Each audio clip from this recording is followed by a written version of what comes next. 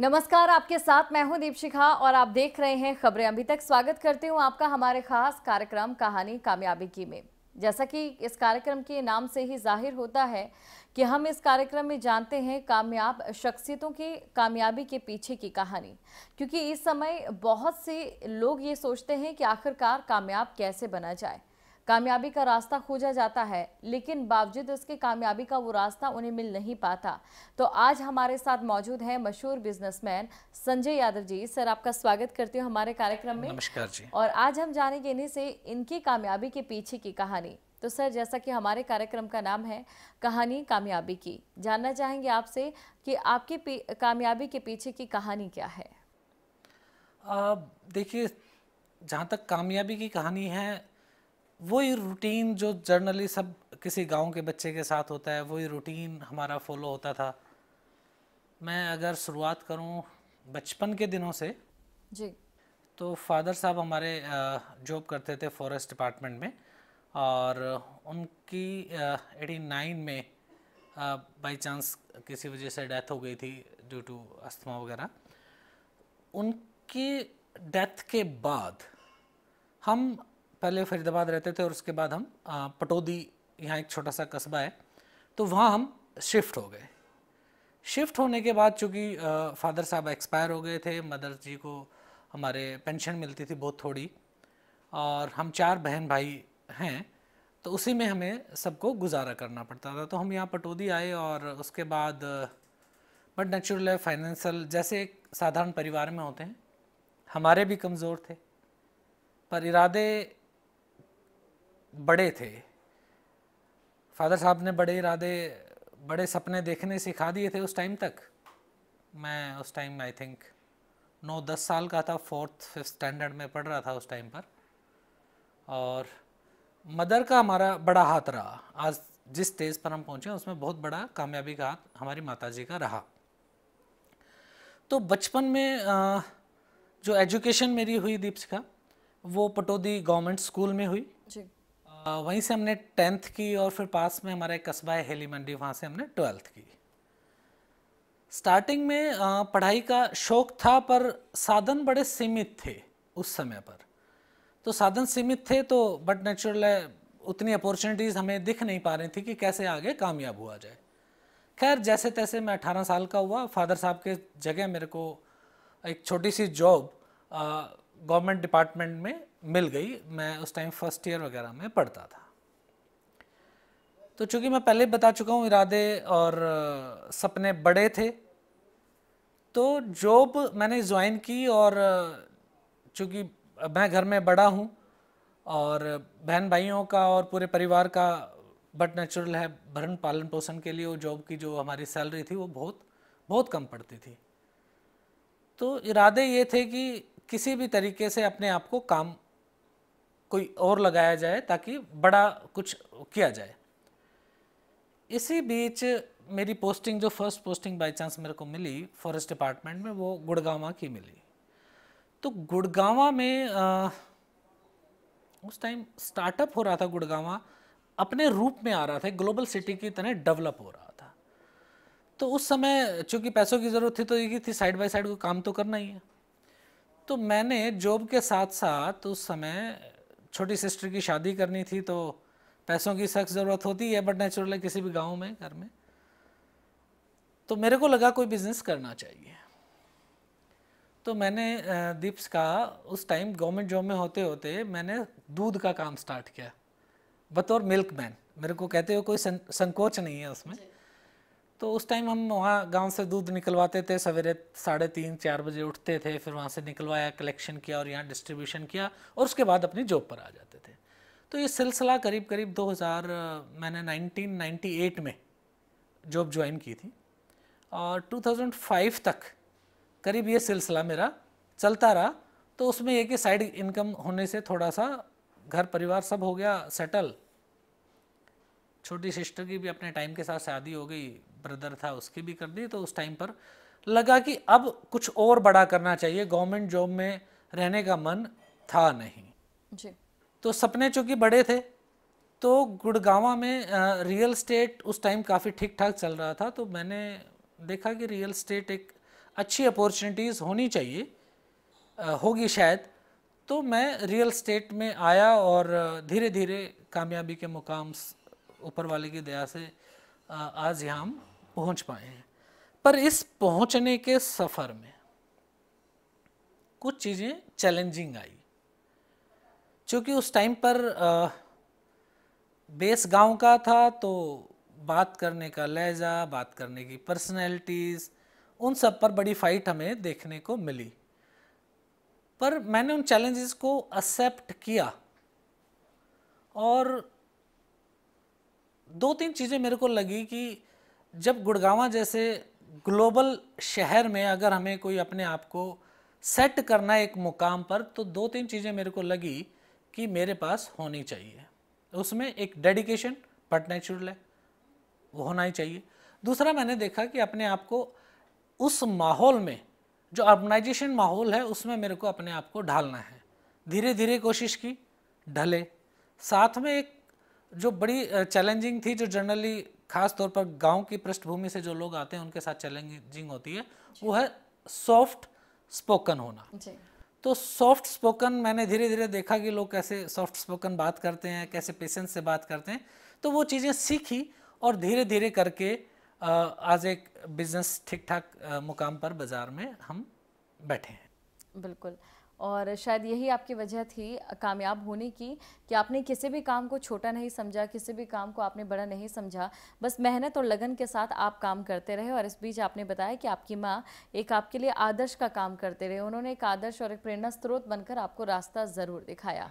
क्योंकि आप real estate से जुड़े हैं, तो जानना चाहूँगी कि रियल स्टेट का बिज़नेस ऐसा होता है जिसमें कहा जाता है कि काफ़ी चुनौतियाँ भी होती हैं, काफ़ी रिस्की होता है ये बिज़नेस, तो क्या कभी आपको ऐसा नहीं लगा? और सबसे बड़ी बात कि गवर्नमेंट जॉब के लिए लोग तरसते हैं ताकि उनकी ज़िंदगी में एक स्थिरता आए, तो आपने उसे भी छोड़कर रियल स्टेट का बिजनेस अपनाया। इसके अलावा क्या बाकी चीज़ें या बाकी क्षेत्र आपको आकर्षित नहीं कर पाए? देखिए, रियल स्टेट में जब हम स्टार्टिंग में आए ना, तो रियल स्टेट में आपने बिल्कुल ठीक कहा। रियल स्टेट एक जनरल पहचान, रियल स्टेट आप प्रॉपर्टी डीलर खास तौर पे एक शब्द यूज़ होता है जी। तो गुड़गांव फर्स्ट ऑफ ऑल जो रियल स्टेट का काम करते हैं वो प्रॉपर्टी डीलर नहीं, आई थिंक वो बीइंग कंसल्टेंट काम करते हैं। जैसे आप डॉक्टर से एक अच्छी सलाह लेते हैं अपनी हेल्थ के लिए, ऐसे ही एक अच्छी इन्वेस्टमेंट के लिए बतौर कंसल्टेंट गुड़गांव को ज़रूरत थी, और उस पर हम आएंगे अभी। मैं सिर्फ आपको एक बता दूं कि जब हमने चैलेंज क्या क्या है, जब हमने रियल स्टेट का काम स्टार्ट किया तो उस टाइम पर प्रॉपर्टी डीलर्स की जो प्रोफाइल, जर्नल प्रोफाइल थी, वो होती थी एक सफ़ेद कुर्ते पजामे वाला सा डीलर, स्कॉर्पियो शायद उसके पास गाड़ी, मोटी सी चेन, नॉन प्रोफेशनल टाइप। ये फैक्ट है और मेरे को कोई चेक नहीं है अपने धंधे में ये कहते हुए कि बिल्कुल आप कह सकते हो 2000 से पहले 2001-2 तक ये इमेज होती थी कि प्रॉपर्टी डीलर है मीन्स ऐसे ही होगा, कुछ काम नहीं होगा तो प्रॉपर्टी डीलर बन गया होगा। तो वो चैलेंज हमें फेस ज़रूर करने पड़े कि एक सेटल जॉब छोड़ के और उसके बाद एक नए बिजनेस में मैं जा रहा हूँ, और वो भी वो ऐसा बिजनेस जिसकी अपनी कोई पहचान नहीं है शायद।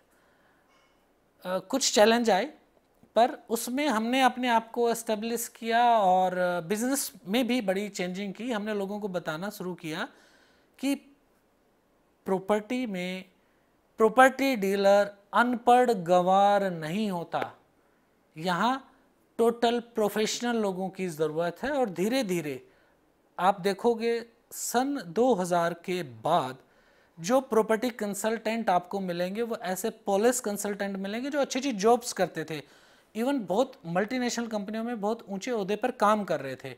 उन्होंने वहाँ से रिज़ाइन किया, रियल स्टेट में आए। उसके बाद रियल स्टेट आज एक प्रॉपर कंसल्टेंट जॉब है, रियल स्टेट की जो एक इकाई है, उसके बाद डेवलपर और वो सब आते हैं। और दूसरा, लोगों को लगता था कि रियल स्टेट ना सारा इस तरीके का काम है, बेईमानी का, और ये मैं आज पूरे दावे के साथ कह सकता हूँ कि रियल स्टेट पूर्णतः, और ख़ास तौर पर रियल स्टेट जो कंसल्टेंट हैं वो पूरी ईमानदारी से गुड़गांव के रियल स्टेट कंसल्टेंट काम करते हैं। आप देखिए, सिर्फ रियल स्टेट कंसल्टेंट एक आदमी है जिसके कहने पर एक आम इंसान अपने जीवन की भर की कमाई लेट्स से मैं रियल एस्टेट कंसल्टेंट हूँ, तो आप मेरे कहने पर आप जीवन भर की सारी कमाई लगा देते हैं, तो कितना बड़ा भरोसा रियल एस्टेट एजेंट पर, रियल एस्टेट कंसल्टेंट पर देखते हैं आप। दूसरा, उसकी भी ड्यूटीज़ हैं कि आपकी इन्वेस्टमेंट गलत ना लगे, उस पर सही इन्वेस्टमेंट आपकी लगे, आपके पैसों की सेफ्टी और सिक्योरिटी रहे, तो ये रियल एस्टेट कंसल्टेंट का काम होता है। और मैं तो कहता हूँ बल्कि बड़ा पुण्य का काम है, लोगों को घर दिलाते हैं रियल एस्टेट कंसल्टेंट्स। तो मेरे को नहीं लगता, और मेरे को तो बड़ा मज़ा आता है रियल एस्टेट में, नए नए लोगों से मिलना, उनको नई नई प्रॉपर्टीज़ हम दिलाते हैं। तो अगर आप काम में एंजॉय करेंगे तो आपको ज़रूर मिलेगा। हाँ, रियल एस्टेट अब फेथ का है, फेथ का फील्ड है, तो रियल एस्टेट में आप कोई ऐसा ना समझे कि रियल एस्टेट कंसल्टेंट है तो ऐसे ही होगा। प्रॉपर प्रोफेशनल्स आज रियल एस्टेट में आपको देखने को मिलेंगे। बिल्कुल, तो यही होता है कि किसी अवधारणा को बदलना, और अवधारणा को बदलने के लिए हमें आम से ख़ास होना पड़ता है, और शायद वही क्वालिटी आपके अंदर है। आप आम से ख़ास हैं, इसलिए आज इस मुकाम पर हैं। लेकिन आज इस मुकाम पर पहुंचने के बाद क्या आप ये कह सकते हैं कि आप संतुष्ट हैं? आपको या और आगे बढ़ना है, या बचपन में आप जो सोचा करते थे वो आप नहीं बन पाए हों? देखिए, बचपन में जो इमेज होती है, सही मायने में वो इमेज क्लियर नहीं होती। सिर्फ एक आपके पास इमेज होती है कि मेरे को कुछ बड़ा करना है। अगर आप में वो डेडिकेशन, वो लगन, वो पैशन है, तो कुछ बड़ा करने का पैशन था। और ये नहीं था कि किस फील्ड में, जो फील्ड मिलेगी उसमें मैं अपना बेस्ट दूंगा।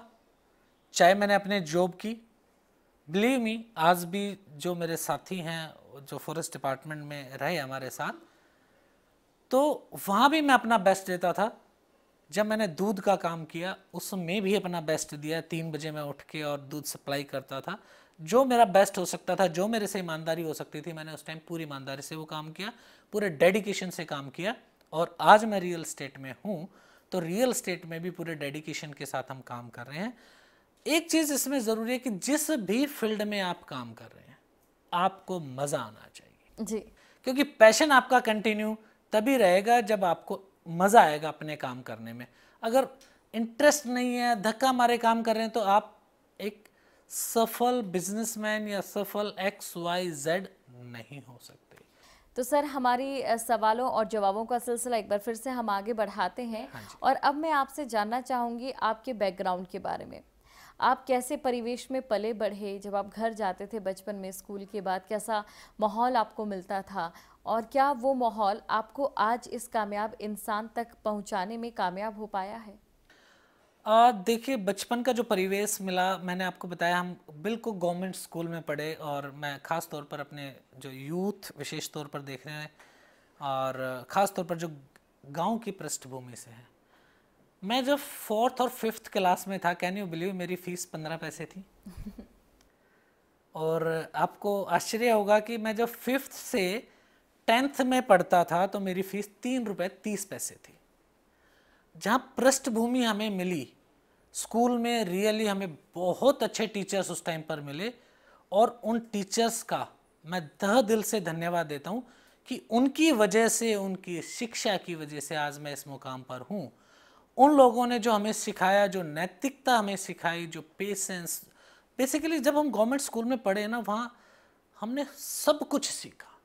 हम खूब खेलते थे और रियली खूब पढ़ते थे। और दूसरा, हर माहौल में हमने पैसों की वैल्यू देखी है, अपने आप को मैनेज किया है। मैं एक छोटा सा वाक्य बता दूं, मेरा घर मेरे स्कूल से करीब करीब 3-3.5 किलोमीटर होता था जी। और हम 3-4 दोस्त थे और हम पैदल जाते थे और पैदल आते थे। चूँकि पैसों की कमी तो बट नेचुरली थी वहाँ पर। हमारी जो पुरानी पैंट होती थी, बच्चों को शायद सुनेंगे आज ये तो बड़ी हंसी लगेगी, मतलब पुरानी पैंट जो हमारी हो जाती थी, हम उसको काट के अपना, उसको हरियाणा में जनरली झोला बोलते हैं, उससे अपना बैग बनाते थे और फिर उसमें बुक्स लेते थे और 3 किलोमीटर पैदल पढ़ने जाते थे। हमने उसमें भी मज़ा किया और गारंटेड कह सकता हूँ अपने बचपन में पूरा मज़ा किया, गरीबी में भी मज़ा किया, और आज पैसे हैं तो भी मज़ा कर रहे हैं। तो बेसिक ये है कि आप उस माहौल से क्या सीख रहे हैं। जिस माहौल में, माहौल कोई बुरा नहीं होता, आप किसी माहौल में पढ़ें, किसी माहौल में आप पले बढ़ें, जिसमें भी आपने उससे सीखा क्या। जैसे पीछे मोदी जी कह रहे थे कि कोरोना काल में हमने इसे अपॉर्चुनिटी की तरह देखा, तो कोरोना काल सबके लिए बेकार था, सारे देशों के लिए बेकार था, पर मोदी जी ने उसे अपॉर्चुनिटी की तरह भुनाया। तो बेसिकली ये है, आप किसी भी माहौल में नेगेटिविटी में मत जाओ कि जी मेरे साथ ये होता तो मैं ये करता, मैं ये होता तो ये करता। कुछ नहीं करते। आप जिस माहौल में हो उसको पूरे डेडिकेशन के साथ उसमें काम कीजिए, उसमें से पॉजिटिविटी लीजिए। आपको सफल बनने से कोई नहीं रोक सकता। ये संजय यादव का वादा है। ये बहुत ही अच्छी एक बात आपने आम जनता को बताई है और मुझे लगता है कि अगर कोई ये अभी इस समय कार्यक्रम दर्शक देख रहे हैं तो उनके दिमाग में बात ज़रूर आएगी कि अगर वो लाख बहाने बनाते हैं तो वो सिर्फ बहाने होंगे और आपको वाकई में काम करना होगा अगर आप कामयाब होना चाहते हैं। इसके अलावा कोरोना काल का आपने जिक्र किया। कोरोना काल एक ऐसा काल जिसने हमें बहुत कुछ सिखाया और सबसे ज़्यादा अगर कुछ सिखाया तो वो सेवा भाव और एक दूसरे की मदद करना। आपने समाज सेवा भी की है। समाज सेवा की तरफ आपका जुड़ाव कैसे हुआ? देखिए, समाज सेवा चूंकि हमने शुरू से ही एक गांव के बैकग्राउंड से हम रहे, तो हम उस परिवेश से निकले हैं। हमें लगा जब मैं कैपेबल हुआ उस परिवेश में पालन पोषण होने के बाद, तो मेरी ये ड्यूटी बनती है कि मैं उस परिवेश में जो अपना बेस्ट कर सकता हूँ, अपनी कमाई से जो लगा सकता हूँ, अपना टाइम जो लगा सकता हूँ, वो मेरे को लगाना चाहिए। ये मेरा नैतिक कर्तव्य है और ये मेरी मोरल ड्यूटी है और मैं इसको अपने जीवन का एक अहम पार्ट मानता हूँ। मैंने अगेन स्कूलिंग हमारी गवर्नमेंट स्कूल में हुई, तो मेरी सिस्टर्स थी वो भी गवर्नमेंट स्कूल में ही पढ़ के सब आगे बढ़ी हैं। हम 4 बहन भाई थे, मैंने आपको बताया। तो हमारे पटौदी में एक स्कूल है, government senior secondary girls school. तो जब मैं इस लायक हुआ कि मैं कुछ कर सकता हूँ, तो हमने वहाँ पर अप्रोक्स मेरे ख्याल है गुड़गांव डिस्ट्रिक्ट की उस टाइप की किसी भी गवर्नमेंट स्कूल में वो पहली लाइब्रेरी थी, 40 बाय 40 की फुल्ली डेवलप्ड। उस टाइम पर हमने एक लाइब्रेरी बनवाई। उसमें मेरे एक दोस्त हैं राकेश यादव जी, आजकल उपाध्यक्ष भी हैं बीजेपी के, और उनके मिसेस पार्षद भी हैं। उन्होंने उसमें पूरा फर्निशिंग का काम किया।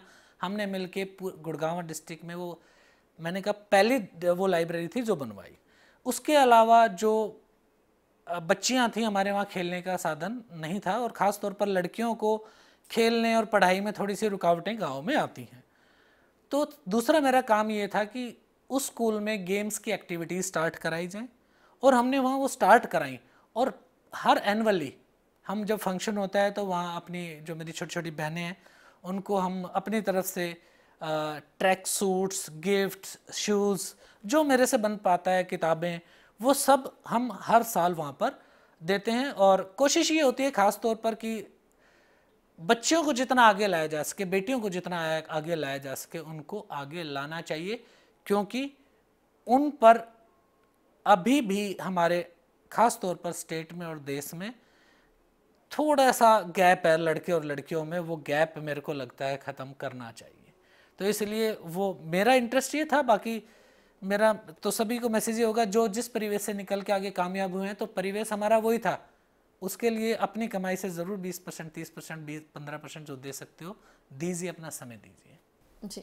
हाँ जी। तो ये बहुत अच्छी बात आपने कही है और आपकी शख्सियत के बारे में अगर हम जानना चाहें तो ये बात निकलकर सामने आती है कि आप आमजन की सेवा करते हैं। और अक्सर बहुत से लोग आमजन की सेवा करते हैं लेकिन उसके पीछे उनका मतलब होता है, लेकिन मतलब से बढ़कर, मतलब के बिना आप जनता के हित के लिए काम कर रहे हैं। तो ऐसे हित के बाद आपसे ये सवाल पूछना ज़रूरी हो जाता है कि क्या आप राजनीति भी ज्वाइन करेंगे? देखिए दीपशिखा जी, राजनीति का अभी मैंने बताया, मैं अपने बिजनेस में बिल्कुल खुश हूँ, परिवार में बिल्कुल अभी मेरा कोई मन नहीं है, क्योंकि अभी मेरे बच्चे ग्रोइंग स्टेज में है, तो अभी पूरा फोकस उनकी तरफ है। राजनीति में अभी ऐसा कुछ है नहीं, पर हाँ, राजनीति बिल्कुल बुरी नहीं है, वहाँ अच्छे लोगों को आना चाहिए। और जो आपने कहा जनसेवा का, तो वो मैं सिर्फ इसलिए करता हूँ, मेरा शौक है। आज मेरी राजनीति की कोई लालसा नहीं है, सिर्फ शौक है। और मेरे को ना पॉजिटिव एनर्जी मिलती है। मैं आपको एक और चीज़ बता दूं, जब भी आप एक रूटीन से काम करते हैं तो आपको लगता होगा इंटरव्यू लेते लेते दीपशिखा थक गई है, अब थोड़ा सा ब्रेक होना चाहिए, घूमना चाहिए। तो हम क्या करते हैं, चलो जी घूमने चल पड़ते हैं, XYZ कहीं भी। तो आप अपना ब्रेक, वो क्या हमारी पिकनिक है, अपने आप को रिफ्रेश करने के लिए। तो ऐसे ही जैसे बिजनेस में हम जब कंटिन्यू काम करते हैं तो एक आपको लगता है कि अब छोटा सा एक ब्रेक चाहिए, तो हम क्या करते हैं, वो ब्रेक, वो रिफ्रेश, वो पिकनिक, वो आउटिंग मेरी क्या है, वो मेरी समाज सेवा है। क्योंकि रूटीन, मेरा एक और मानना है, रूटीन से किया गया काम आपका काम है जो आप कर रहे हैं, उससे हटके जो करेंगे वो आपका एंटरटेनमेंट है, वो आपका शौक है, वो आपकी पिकनिक है। आप उस तरह देखिए, आपको वहां भी बोरियत नहीं होगी और अपने काम में भी बोरियत नहीं होगी, लोगों का काम भी हो गया और आप रिफ्रेश भी हो गए। तो लोगों का काम करके मेरे को मज़ा आता है, रियली कोई इंटरेस्ट नहीं होता। मैं पीछे बीच बीच में गुड़गांव को लेके बार बार आप टीवी पे देखते होंगे, कई बार मेरे इंटरव्यूज़ और ये आते हैं। इसलिए नहीं कि मेरे को कोई पॉलिटिक्स ज्वाइन करनी, इसलिए कि मेरा शहर, देखिए मैं गुड़गांव शहर से, छोटे शहर से गुड़गांव आया, छोटे गांव से गुड़गांव आया, गुड़गांव से मैंने अपने आप को ग्रो किया, संजय ने अपने आप को बनाया है, बहुत कुछ सिखाएगा। गुरुग्राम है, गुरुग्राम यानी गुरु सिखाता है आपको। इस शहर से हमने बहुत कुछ सीखा है। अगेन, जिसका मैंने खाया है मैं उसका चुकाता जरूर हूं। गुड़गांव मेरा गुरु है, मैं इस गुड़गांव से बड़ा हुआ हूं, तो गुड़गांव को लेके मेरी कुछ ड्यूटीज हैं। शहर को सुंदर कैसे रखा जाए, इसको ग्लोबल सिटी की तरह कैसे डेवलप किया जाए, ये मेरा शौक है। तभी मैं बीच बीच में टाइम निकाल के टीवी पे पहुंच जाता हूँ कहीं भी, गुड़गांव में ये होना चाहिए, गुड़गांव में ये होना चाहिए, इंफ्रास्ट्रक्चर में ये कमी है। मैं सरकार के अगेंस्ट भी बोलता हूँ खुल के, और सरकार के अच्छे काम है वो भी बोलता हूँ खुल के, इसलिए कि मेरे दिल में गुड़गांव है जिससे मैं बड़ा हुआ हूँ। मैं क्यों ना उसके लिए फाइट करूँ। क्या हम अपने बच्चों के लिए फाइट नहीं करते? क्या अपने मदर फादर के लिए फाइट नहीं करते? तो गुड़गांव जब हमारा गुरु है, हमारी माँ है, तो इसके लिए कौन, खड्डे हैं कौन भरेगा? हम कहेंगे सरकार को तो भरे जाएंगे। इंफ्रास्ट्रक्चर कैसे इंप्रूव होगा, उसकी कंसल्टेंसी कौन देगा? हम देंगे। और मेरी तो ड्यूटी बनती है, मैं तो रियल एस्टेट से हूँ, मेरे को तो सारा पता है रियल एस्टेट कैसे चलता है। ग्लोबल सिटीज हमने स्टडी की हैं, कैसे दुबई बना, कैसे पेरिस बना, वहाँ क्या बैकग्राउंड है उनका, सब ऐसे ही बने हैं जैसे गुड़गांव बन रहा है। ये गुड़गांव भी बतौर इंटरनेशनल सिटी बहुत जल्दी आपको ग्लोबल लुक दिखाई देगी। हम सबको मिलकर प्रयास करना है। बहुत ही अच्छी बात कही आपने और बहुत ही पॉजिटिव थॉट मैं इसे कहना चाहूँगी। इसके अलावा आपने कहा कि जब आपको रिफ़्रेशमेंट चाहिए होता है तो आप जन सेवा करते हैं, लेकिन आजकल के अगर बच्चों की बात करें, युवाओं की बात करें, उन्हें रिफ़्रेशमेंट चाहिए होता है तो बहुत सारी कुरीतियाँ वो घेर लेते हैं उन्हें अपने आसपास। और आपने देखा होगा, चाहे नशे को लेकर बात करें, बाकी चीज़ों को लेकर बात करें, तो युवाओं के लिए एक संदेश आप क्या देना चाहेंगे? देखिए दीप शिखा जी, बड़ा दुख होता है, खास तौर पे जब मैं गांव जाता हूँ और वहाँ जाके जो शराब पीने की लत नए बच्चों में दिखाई देती है ना, बिलीव मी इट इज़, मतलब क्लॉप्स कर देती है हमारे सिस्टम को। बच्चा 18 साल का हुआ नहीं है, शराब के नशे में धुता है, बीड़ी सिगरेट, मतलब शौक हो गया है। अरे भाई क्या कर रहे हो? मैं आपको 3 चीज़ें बता देता हूँ, खास तौर पर अपने नए बच्चों के लिए। अगर आपने, कई बार होता है क्या, शौक में पीना शुरू करता है कोई साइड में, अरे एक 30 ml पीने क्या होता है भाई साहब, रिफ्रेश हो जाओगे, कीटाणु मर जाएंगे। बेवकूफ़ बनाते हैं, आपके कैरियर को खराब कर देते हैं लोग। एक सुट्टा मार ले, क्या देख क्या धुआं उड़ता है, वो आपके कैरियर से खेल रहे हैं, वो आपके हितैषी नहीं है, वो आपके दुश्मन हैं। 3 चीज़ें गांठ बांध लो। नशा मेरे में है, मैं कहता हूँ मेरे अंदर पैशन है। मेरे अंदर पैशन क्या है? काम का है। शराब का नशा नहीं है, मैंने आज तक शराब नहीं पी, आपके सामने बैठा हूँ। पूरा नशा रहता है अपने काम का, अपने पैशन का। तो नशा होना चाहिए अपना। सबसे पहले अपने आप को इस लायक बनाओ कि आप अपने पैरों पर खड़े हो, अपने देश के लिए कुछ कर पाओ, और वो तभी कर पाओगे जब आप में डेडिकेशन होगा। अगर आप बुरी लतों में पड़ गए, चाहे वो बीड़ी सिगरेट शराब, इन लत में पड़ गए, तो आप अपने ट्रैक से भटक जाओगे बच्चों। तो आपको चाहिए इन चीज़ों से दूर रहो। वो कंपनियां हैं, उनको मुनाफा हो रहा है, वो पिलाएंगी, वो एजेंट भेजती हैं, वो अपने आपके सराउंडिंग वालों को लालच देती हैं कि इनको पिलाओ, क्योंकि उनको पैसा कमाना है। हमने अपना जीवन खराब नहीं करना। नशे से दूर, मतलब दूर रहना है। अपने जो नैतिक ड्यूटीज़ हैं, खास तौर पे जो जनरली, एक और मैं दूसरी बात आपको बता दूं, गांवों में अपने बड़ों को लेकर, माँ पिताजी को लेकर दुर्व्यवहार की जो बातें हैं आप भी सुनते हैं, बहुत देखने को मिलती है। अरे बच्चों, उन्होंने हमें बढ़ाया है, उन्होंने हमें पाला है, पोसा है, यहाँ तक लेके आए हैं, और आप उनकी इज्जत नहीं करोगे, तो इससे बेकार काम नहीं हो सकता। आप अपने बड़ों का आदर करो, नशे से दूर रहो, और नशा होना चाहिए अपना। अगर आप में अपना नशा है, अपने पैशन का नशा है, कोई आपको नहीं रोक सकता। दुनिया खुली पड़ी है, भारत नहीं, आप पूरी दुनिया में जाके कहीं भी जाके अपने आप को पैर जमा सकते हो, अपना बिजनेस स्टैंड कर सकते हो। ये दुनिया ग्लोबल हो गई है, ग्लोबलाइजेशन की तरफ सोचो, निकलो इन चीज़ों से बाहर। लड़ाइयाँ, आपस में लड़ना मरना छोड़ दो इन चीज़ों को। ये बहुत ही अच्छी बात आपने कही है और जाहिर तौर पर जितने भी लोगों ने ये कार्यक्रम देखा होगा, हमारी तरह आपसे बहुत कुछ उन्होंने सीखा भी होगा। बहुत बहुत शुक्रिया इस कार्यक्रम में हमारा साथ देने के लिए। कहानी कामयाबी की में फिलहाल के लिए इतना ही। अब मुझे दें इजाज़त और आप बने रहिए खबरें अभी तक के साथ। जय हिंद।